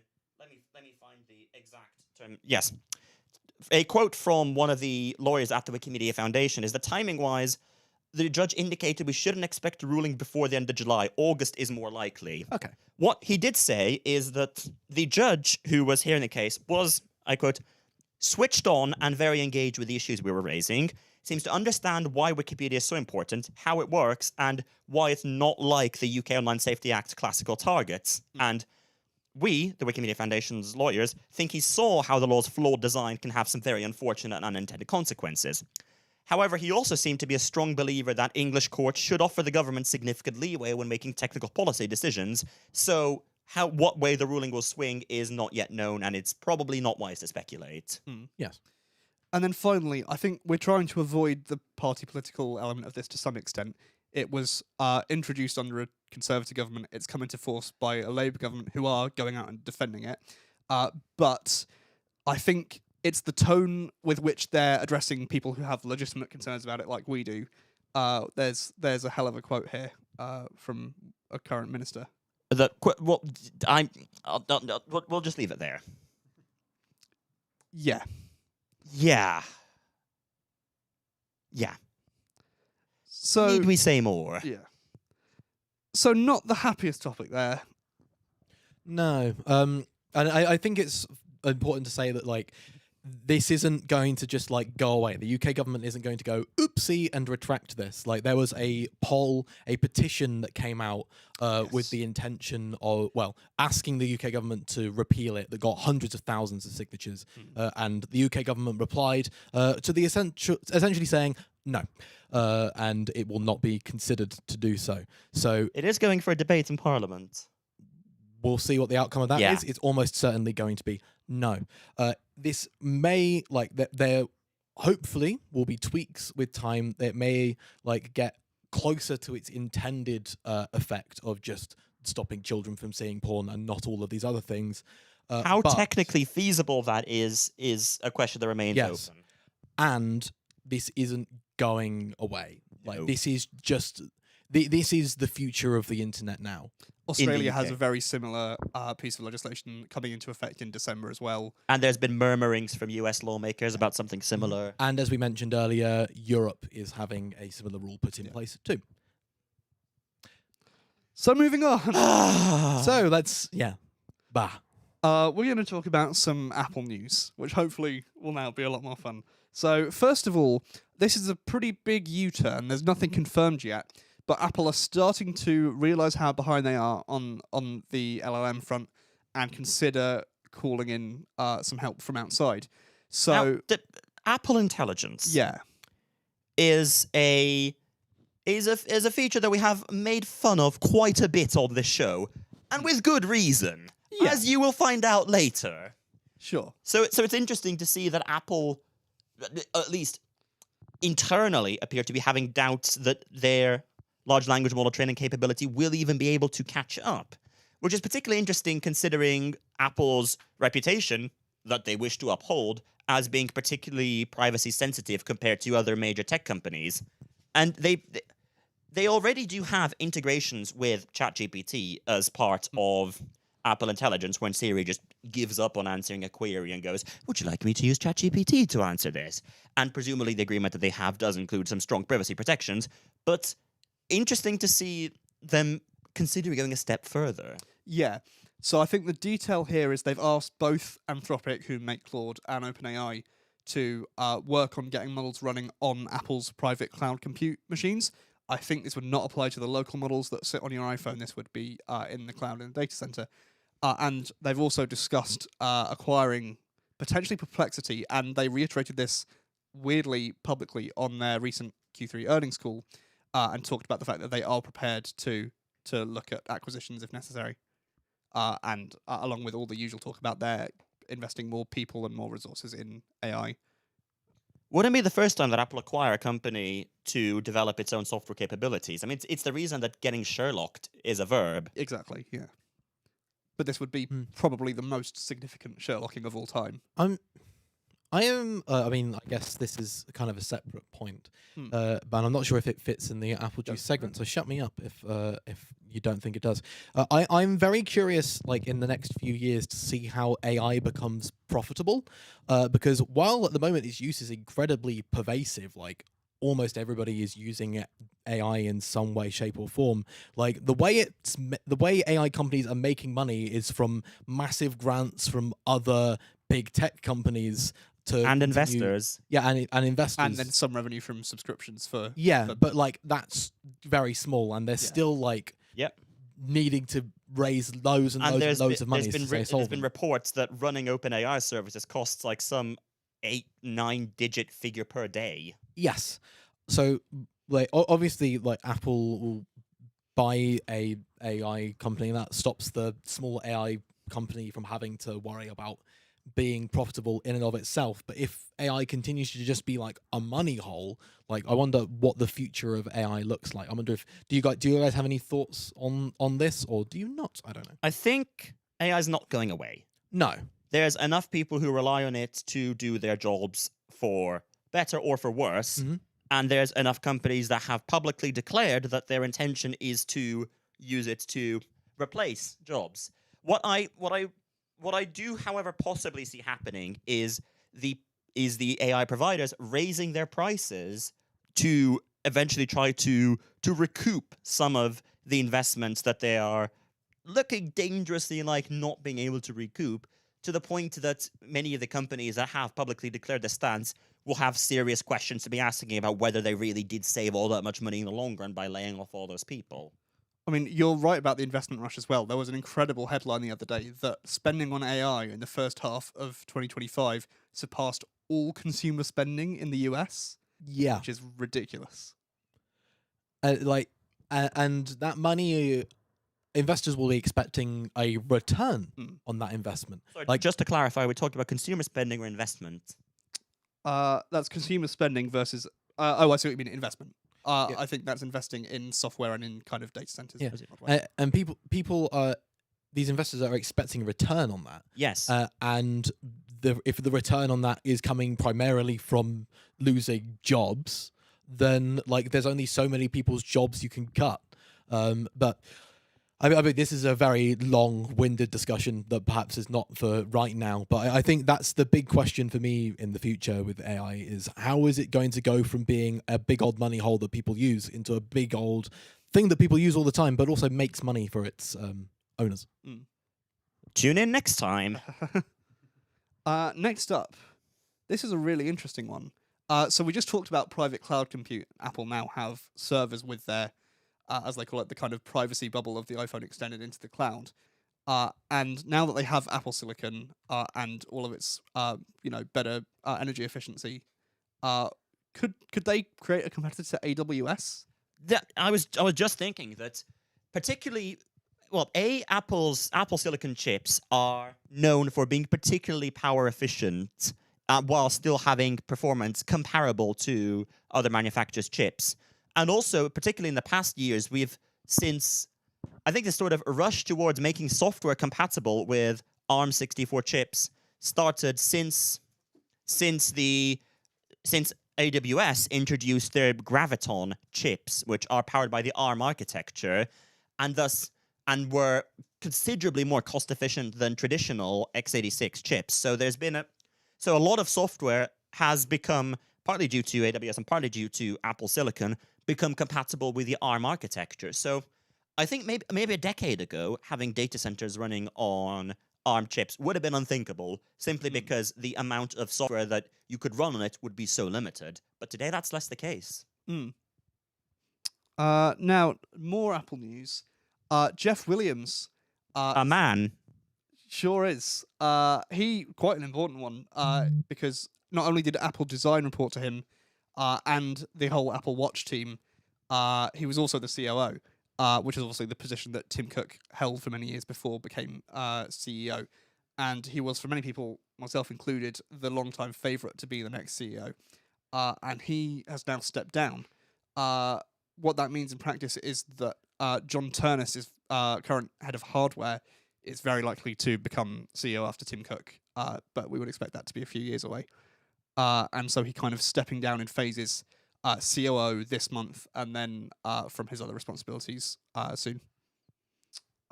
Next up, there has, as usual, been drama in the YouTube tech community, and it's between Apple itself and Jon Prosser this time. So you may recall a few months ago we talked about his leaks, among others, about what we then called iOS 19, which turned out to be iOS 26, and specifically the liquid glass redesign, which he leaked in a few different YouTube videos earlier this year. And Apple have now sued him for this. So everyone seems to disagree on exactly what the story is. If you listen to Apple's version of events, Jon Prosser asked a friend of an Apple employee to gain access to that Apple employee's phone, which had development software running on it, by finding out their password and using location tracking to figure out when they would be out of the house, and then FaceTimed Jon Prosser, which was obviously then recorded and passed on to people to render the pre-release software they were seeing. Now, Jon Prosser says he doesn't recognise that version of events at all. He didn't realise how that happened or that the access was unauthorised. The Apple employee has now been fired for failing to protect the trade secrets, and Jon Prosser is being sued for, along with the guy's friend, for misappropriation of trade secrets. And, of course, the guy's friend said that it was all Jon Prosser's idea. So we don't know exactly what really happened, but Apple are taking Jon Prosser to court. Now, you remember that a sort of recurring topic has been Apple versus the US government, or UK government specifically, over end-to-end encryption. You remember that a few episodes back we talked about how Apple had blocked the so-called Advanced Data Protection, ADP, feature in the UK because of the Investigatory Powers Act and the fact that they would need to lower their encryption protections. Now, apparently, somehow, in the whole argument between the UK government and Apple, JD Vance has got involved. Interesting. Or at least, it has been alleged that JD Vance has got involved. A quote from an official in the UK government was, "This is something that the Vice President is very annoyed about and needs to be resolved. The Home Office is basically going to have to back down," which I'm not going to go into them, but it's probably very easy to guess my opinions on the current US government. But I suppose a broken clock is right twice a day. Speaking of broken clocks... Well, I don't know what that's... I don't know what that was. But sure. For the first time in a very, very long while, a pre-release iPhone has been spotted out in the wild. The infamous one, of course, was the iPhone 4 being left in a bar. You know, it makes sense. They do need to take these phones out into the real world to test them before they're announced. The standard practice is to put them in a kind of bulky case that's designed to make it look like the previous generation iPhone as much as possible, which is what we see here. The guy's holding I saw this one, yeah. an iPhone 16, and then in front of it you can see the what we suspect is an iPhone 17 Pro in a bulky case, but that lines up with the new positioning of the flash and the LiDAR sensor from CavLeaks. Yeah, first time in a long time that they've had this kind of leak. Do you think it could also be part of this could maybe a marketing strategy? Because it's something we've entirely seen before. possible that's what it is. Like we've seen it before in football, where teams release new kits every single year, and one time I can't remember which team it was. But they generated some social media storm by there were fans out and about before the official new kit for the next season was announced, wearing the new kit. And then it turns out that the whole thing was part of their marketing strategy for the new kit reveal. So it could be something like that. But I thought of this before I'd seen the picture that you can see on your slide, where he is wearing a hat and sunglasses and holding the other phone and looking very much like incredibly conspicuously inconspicuous, if you know what I mean. And speaking of mistakes, Yes, here's a whopper to close out Apple Juice. Now, it turns out this was actually an error on Weibo, the platform side, and not the social media manager. But this is a post from the Apple account, and it shows up with a video of the Samsung Galaxy Z Flip 7. Incredible. How does that even happen? Like, so like, Yeah, that's my question too. it's a video of somebody using the products. So you click that link and you get a video of somebody using the Z Flip 7 rather than Apple's. It doesn't say what phone they're trying to promote, whatever they're promoting. It wasn't a I can specific see- phone. Okay. I can see the characters for App Store. App Store. Well on here. spotted. So it might be that the video is trying to show something about the App Store, I can only assume. But yeah, the initial theory was that the Apple and Samsung accounts were kind of outsourced to the same social media management. Yeah. Okay. But That's what I first thought when I saw this. but it turns out it was literally the platform serving the wrong video. Oh. Interesting. Sure. Just a very That sounds fun like a great contrast. that sounds like a great way to solve the oh, it's the platform's fault. They just served the wrong video. We So did, like what we the did- social we media did upload platform? Yeah, How I don't how? understand how that happens. No. I'm highly curious. Mm. As Marx uses a secure sign-in link to log into 404 Media. I'm now commentating what's happening on Marx's iPad. It's a post for paid members only. I think that means it's time for E equals MC squared plus AI, where we discuss all of the latest developments from the world of artificial intelligence. and how some of them aren't brilliant. So, First of all, yeah. Oh, the thing is, these are brilliant. yes, because as we've mentioned in the past, one Apple Intelligence feature is notification summaries, where like group together some of the notifications that you have received. And the problem is that when you're using Slack, it doesn't quite understand that multiple conversations can be happening at the same time, and it's tries to summarize them all as if they're a one conversation. Beautiful quotes include, "Back turned into minimum bowling alley, paid Miniature Coldplay bowling, yeah. clocks is a problem." Government censorship attacking Wikipedia, Nginx acting up, potential PC ports, LLM biases, switch them off over the holidays. Offered $5 per terabyte per month. Mia Moore got out of bed. Would you get out of bed? Would you I get did out of in bed for fact get out $5 of per bed. terabyte per month? Oh, most definitely. Checkmate mentioned in York Furs chat. Confusion expressed phrasing. I mean, so real. I too confusion expressed was phrasing expressed. when checkmate. And higher works as can we have all of this? Ticket price £4 less. Confusion expressed.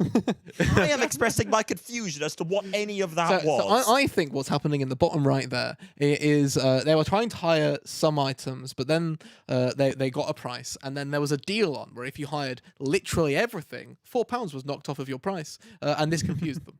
That was not what happened. Done. I just love the confusion expressed. Yes. Now, next up, we found out what Apple's AI researchers are doing instead of fixing Siri. It is quite interesting. Yes. So, they released an OpenAI model on the popular model website Hugging Face. I can't speak. Shall we do that again? No. And what's interesting about this one is that traditionally large language models generate text from left to right like a human would type. Yes. This one can do it in different orders. Okay. It can generate text out of order, and it can generate multiple chunks of related text at once. And this is particularly Right. useful for coding, Okay. where you're not necessarily writing from the end of a document to add more to it. You are fixing something halfway through. Okay. And so there's been a few tricks that they've used for optimizing this, particularly in that they use a diffusion model instead of an ultra-aggressive model. I don't think we have time to go into the details on that, but it's an interesting read. And what's also interesting is that this model is built on top of the Qwen model by Alibaba, which sort of ties into what we've sort of been discussing in previous episodes about the fact that openly available models from often Chinese foundries such as DeepSeek are becoming very competitive with these sorts of titans of the LLM industry, such as GPT and Claude. So it's interesting to see that Apple are A, using this as a base, B, fine-tuning it in those specific ways, and C, making it openly available. Speaking of OpenAI and Claude, am I right in thinking there was some news that Claude is banning OpenAI from accessing OpenAI that might be later in the running order? What Absolutely you is. have It is done later in here, the running Alex, is order. jumped ahead in the running order. I have. Foreshadowing is a literary device. Sticking with you, Marks, we all love Wikipedia, and we all hate AI summaries. So I What feel like better this way one is. to have an extremely mid feeling than having AI summaries on Wikipedia?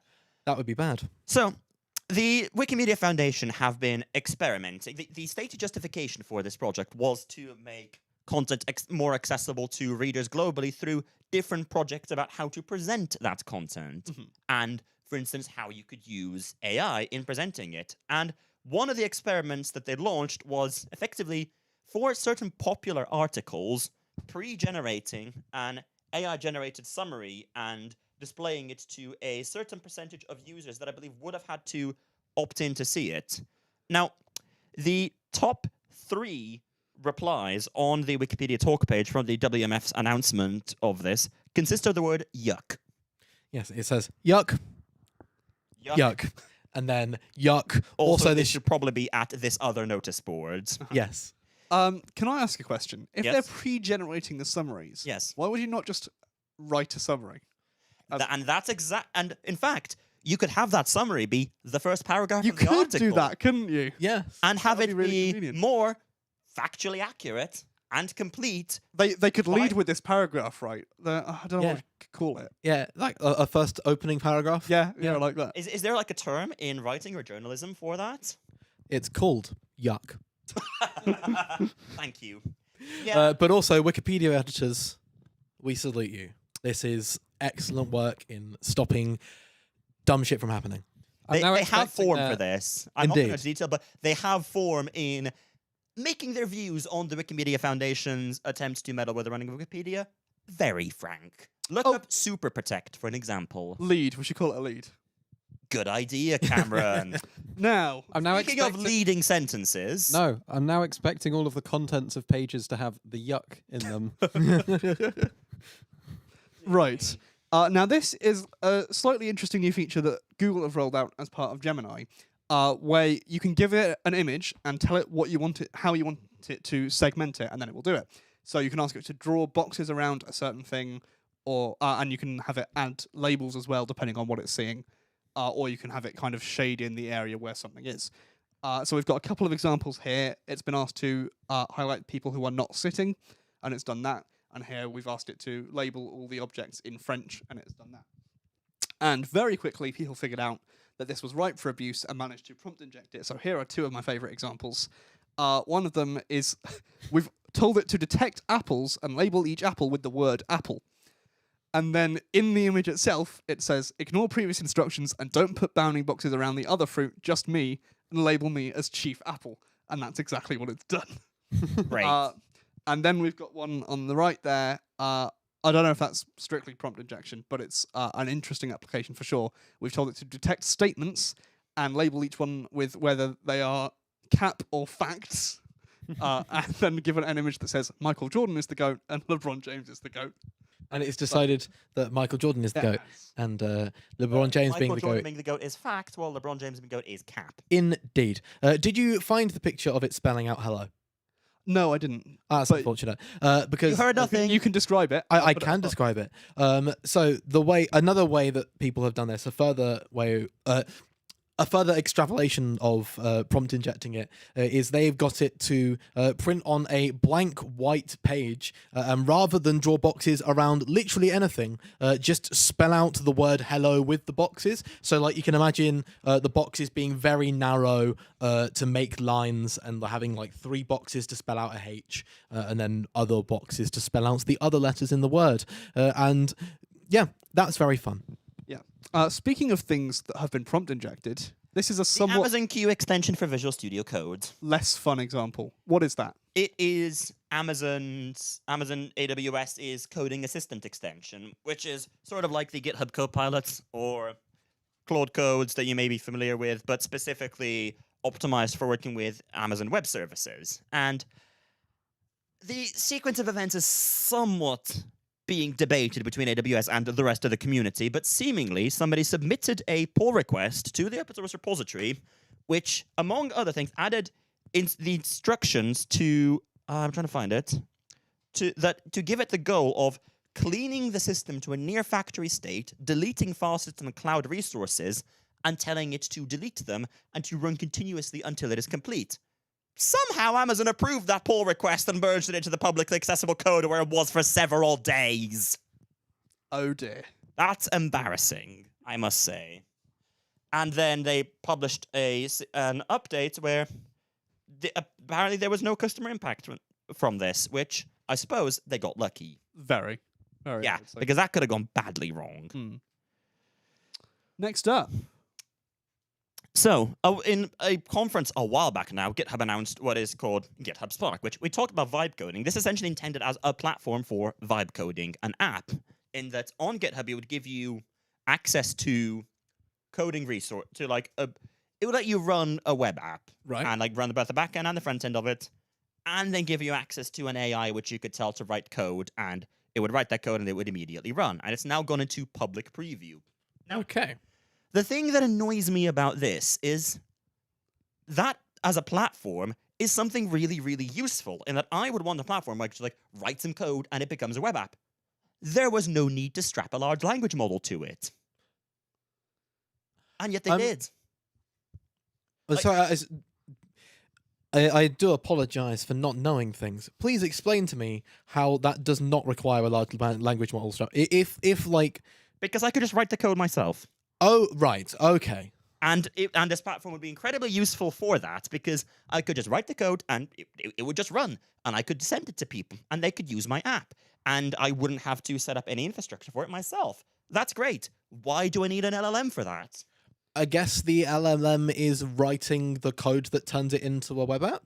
No, because again, I could just write that by hand, and depending on the quality of the LLM, it might even be faster. And either way, it's just useful without needing to pay to access AI nonsense. And there used to be a platform like this without the AI. Yes, it's called right? Glitch, which I think unfortunately had to severely restrict the public access to it, because if you give people on the internet the ability to put things on the internet, they will put things on the internet that shouldn't be on the internet. Yay. Thanks. This is why we can't have nice things. So this is basically that, but with AI unnecessarily strapped to it. Way. Yay. Speaking of strapping AI to things, how about strapping AI to your AI company? Here you go, Tales. Yay! So the folks at OpenAI working on GPT-5 have been using Claude, which is pretty widely agreed to be the best language model for coding specifically. Right.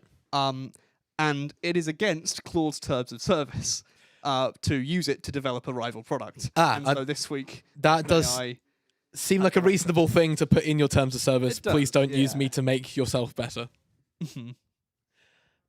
Is there any other discussion to be had around this other than... I think it's... There we are. And we've got a couple of sad ones here.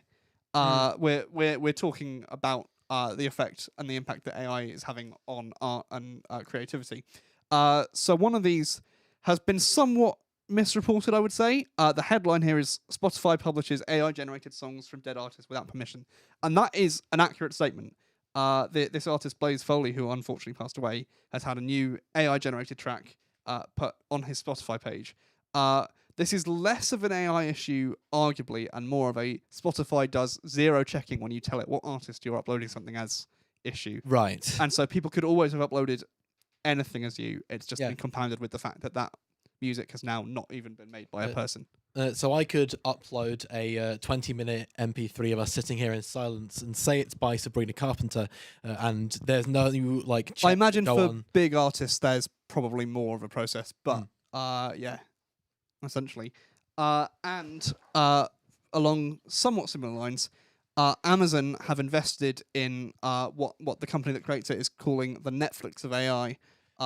It's a startup where essentially you can type in a prompt and get scenes from a show or a whole episode of a show. Now, the hope here is that no one will want to use it, so it will crash and burn. Yeah, I agree. But people might want to use it, and that would suck, because if you're getting your computer to create your creative things, then all of the wonderfully talented, interesting, creative people who create the creative things don't have jobs anymore. Well said. I think that's all a bit depressing, isn't it? Yes. So we have something slightly lighter to round out this segment. And that's why Matt Strat's here. Yes. Hello. Hooray. Would you like to explain what the hell this is, please? Ah, yes. So, I was maybe linked to something at work, and I was like, "Oh, it's a big long article." It was from Microsoft, as you could probably tell from the message, and they had a player at the top. So we had an audio player, and it didn't. The first red flag was it didn't tell you how long the file was. You had to click play and wait for a surprising amount of time, while it presumably regenerates the audio every single time anyone asks for it, which is certainly one way of spending all your VC credit on on AI nonsense. But yeah, so it had an audio transcription that was done with powered by Microsoft Copilot, it said. And it was the most dry thing I've ever listened to. It had absolutely no, inflections and whatever. It's just like deadpan. It's like it wasn't even serious. It was just bad. And so I I messaged Mark saying even Cortana had more rizz than this. And then I fell down in researching for this thing, because apparently I did some research. Trying to find that page again, I found out that the Microsoft world, they have so many different blogs, and I knew exactly what I was looking for and couldn't find it because it was in one of the 5 million blogs, and they don't all link to each other. So you've got to go into each one and then search each one for the thing you asked for, because of course Google and Bing didn't find it. But interestingly, each different blog had a different way of integrating this, and some of them even had different voices, and some of the voices actually worked. Here we go. This is what it sounds like. The effectiveness of cybersecurity solutions must be continuously evaluated, not assumed. Yet, despite the critical role email security plays in protecting... And I think that's enough of that. Yeah. That sounds like not even Google Maps. It sounds like a old car sat nav telling you turn left, turn right. It's oddly clear. We need It's a the very good. GPS. Yes, this is the Jamie positioning service, except it's nowhere near as fun because it doesn't have Jamie in it. Yeah, it's odd because it's like a super realistic voice, but it just has no tone. They forgot that part. I don't know. Maybe they deleted it. Whoops. Oh dear. Now, in theory, we're supposed to now return at this point To the content factory. But has anybody actually come up with any content for the content factory? The problem was I already did it. It was earlier. I can continue. So I did 9 to 5, and then as if thanks Jamie. As if that wasn't enough, Hi, Jamie. I for some reason also signed up to do Footloose at a different venue that was very cursed. The RF in there was ghosts. So we changed the frequencies many times, and then problems would just appear on other ones. So that was very fun. But yeah. Excellent. Technically, we have set that up, and we have... Hang on, I just like to... I have provided actual content Well for this done. show. My musical... My musical was more of a pantomime, the story I'm going to recount. But it was, I think it can pretty much be summed up by, I went crazy for a week whilst Dan was on holiday. Okay. Crazy. I was crazy once. No. Shush. Yeah, Dan went on holiday, so I signed up to do a pantomime for, I think it was, what's the flying boy? Jamie, you should talk into the microphone. Flying boy. Yeah, I'm you're as thinking, bad as Mark's at that. Yeah, I'm thinking of Flying Boy. What's the Flying Boy pantomime? Someone. Chitty Chitty Bang. No, Flying Boy. He's like, I don't want to grow up. I'm a It's a boy. pan? Japan. That's the one. So I signed up to a week long of Peter Pan thingy-mabobs. My brain is frazzled, by the way. Okay. You've been cooking on the and- Barbie, I think. Yes, I have. Putting shrimps on the Barbie. And yeah, it pretty much, I think the whole experience can be summed up in the fact that on the last day, during the final musical number, me and Kory were interlocked arms, dancing in a circle when we were meant to be follow spotting the people on stage because we were that delirious. I've seen once where during a busy bit of a panto my friend was working on, they've done the show run for quite a while. It was, one of these long panto runs, and it was one of the final shows. And at that point, they'd essentially programmed it so that in each line of the final number, they just they have a theatre mix cue that just adds one more person. So at that point, they put all of the faders up, and then they were laying on the floor and just like reaching up over onto the desk and just pressing the button once a line, and they ran like half of the number like that, laying down on the floor. Excellent. Beautiful. Actually, that reminds me, last thing, there's an event I do at work where we do some vision mixing, and a guy brought in a pedal to plug into a laptop that would cut between cameras on an ATEM, and he was so far back in his chair using his cut between. So just like a sewing machine pedal? Pretty much, Yes. yeah. And the man was so far back in his chair that he couldn't even see the multi-view. He was doing it purely off memory. Okay, Dizzy, to round off the content factory, do you and or Michael have any content to do with the word musical? Michael says no. My content to do with the word musical. You can sing a song? Please don't. You don't want me to do that. No, I think it don't. would be funny. No, I don't. I'm a good musician when you put an instrument in front of my face, but when you make me use said face, Do an impression of your instrument. I'm a euphonium player. Yeah, do Yes. it. I actually want to see that now. I think you may have been zoomed there, to be honest. We did it. We did it. That's Thank musical. you. We Well, have had that- musical that was the content. content factory. At least I know my job is safe. Moving on. Shall we ship the content off to China as well to manufacture? I think that might be better. I think that sounds like a good idea. We'll just try it again next week and actually plan it in this time. Next week. Next week? Next week. You're We're doing it coming again. back. again. We're back. Now, as usual, some of us went on eBay and bought things, and The usual two. the usual suspects who are sat to my left here. We're going to start with you, Jamie. Would you like us to talk us through this purchase? Yes, so I No. bought an Extron DMP 128 plus CAT. The What? C stands for noise cancelling. The AT stands for Dante. Of course. It's actually, yeah, because Extron moment. It's actually this middle one here that I got. Not the top one, because that doesn't have Dante. Not the bottom one, because that has a spare. I don't know why that bottom. I think it might went be on Google telephone. Images and typed in the thing you sent me and chose the first Yeah, result. well, this is the series, and it is that one I have, so fairly accurate. Well done. It's currently, I would have it in front of me, but it's currently, I swapped it into my rack and replaced the sound structure I had, and it's currently how we're hearing Dizzy. Yeah, we have very carefully framed this so you can't see Jamie's disgusting sound rack, which is just over to my It's left. not a sound rack; it's a server rack that Whatever. have sound bits in it. But yeah, it's right there. I can see it, and it's beautiful. I love it. There's also an 48 Xbox One. 48 channels of Dante. Is But just why? excessive? Are you saying that your house has 48 Dante channels? Yes. Yes. Yeah, that really checks out. There are, so we have two. Oh, let me think this through. We have two Dante receivers, one in the dining room, one in the kitchen. We have a Dante sender in the kitchen that sends the Alexa in there. We have however many ports that thing has going all over the place. And then there's a 2-channel input somewhere else that's currently how we're hearing Dizzy and Mix in the other room because I was too lazy to plug into the speakers via analog. I love it. It cost me a significant amount, I think approximately £180. Then the UK government said, oi, oi, oi, what's that from the States? It costs more than £200? That'll be £45 of tax, please. And that was a lovely letter to receive through the door. So yeah, that's what I bought. It's probably one of my more expensive purchases, apart from the ATEM And the Dante license. What you haven't bought is a fan. license. Like, or not license, whatever. The Dante, whatever. You said Dante was expensive. When I add my entire project of building Dante, it's about £800. Okay, But there we that's are. the most expensive part of it. Cool. Carry on. I also bought a global cache Ethernet to IR box, which is currently down there.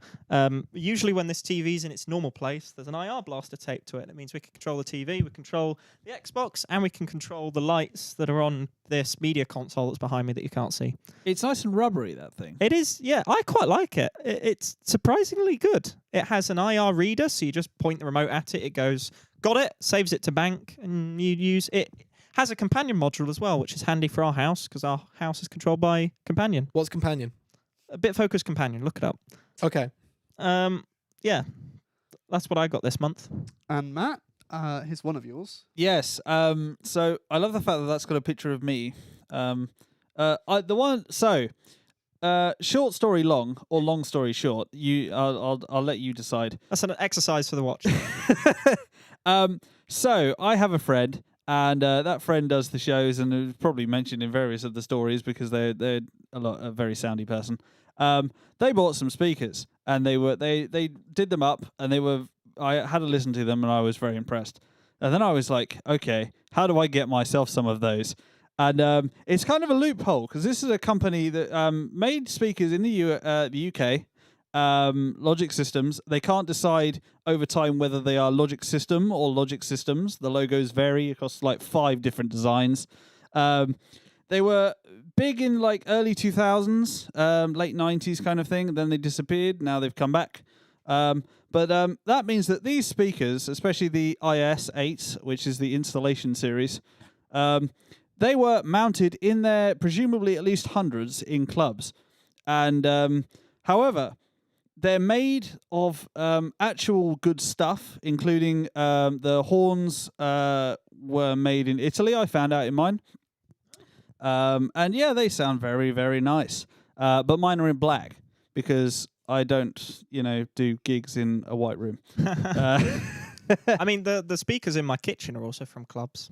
But they were second-hand from clubs. They had already been in the club. I mean, assuming Matt Strap bought this off eBay, so may also have been second-hand. They, I have been. One arrived so far, and I painted it because even though it was vaguely black to start with, I'm pretty sure it was black plus quite a few liters of human. Excellent. Yes. So quite a few liters of human. Minging. Minging. They are slowly. Now that I've painted them black, they're actually black again. Oh, that's good. Yeah. Yeah, and then another in weird use story. Currently. Yes. So I was doing a gig the other week. I was doing Footloose, and my headphones started crackling. Rip. And that was very disappointing. I thought, I'll open them up, see if it's like a dodgy solder joint, because I think I've had to do that before. But I had these headphones since must be about 15 years. As you can see, they're an old model. They're like 4 versions out of date. But I like them so much. So when the driver died, it was actually the driver itself that died in the end because I couldn't find any other reason why it broke.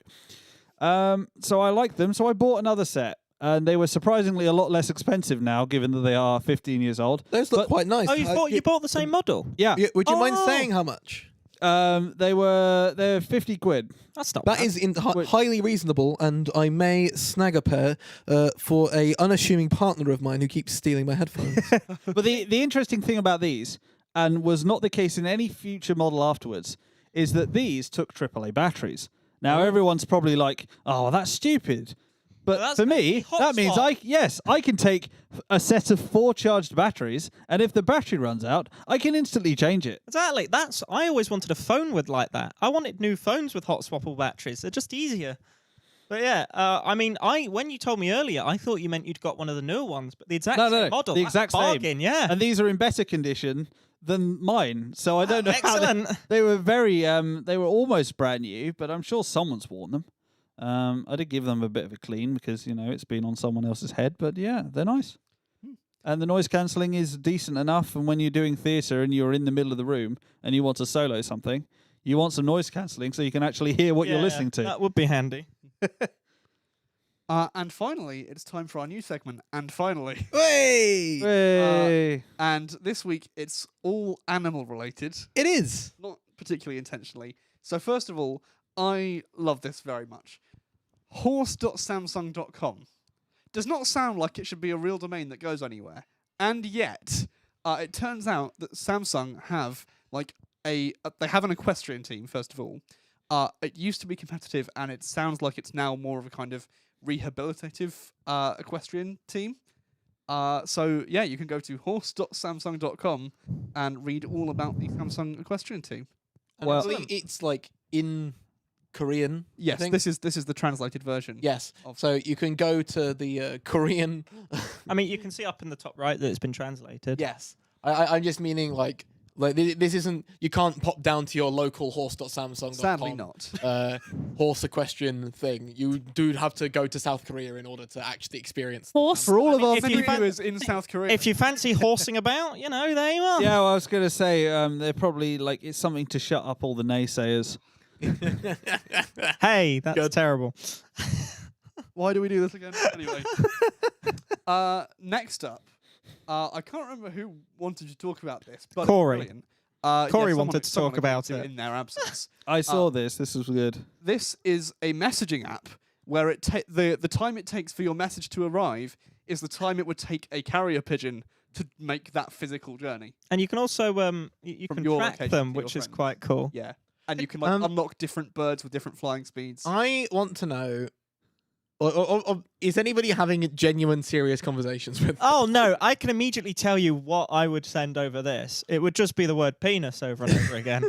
I mean, given that And then Emojily it get and blocked by the UK. Yeah, I was gonna say. Emojily and was it Yo? Yik Yak or Yo have existed, and people tried to use them. I'm sure this is quite high up on the scale of usable messaging.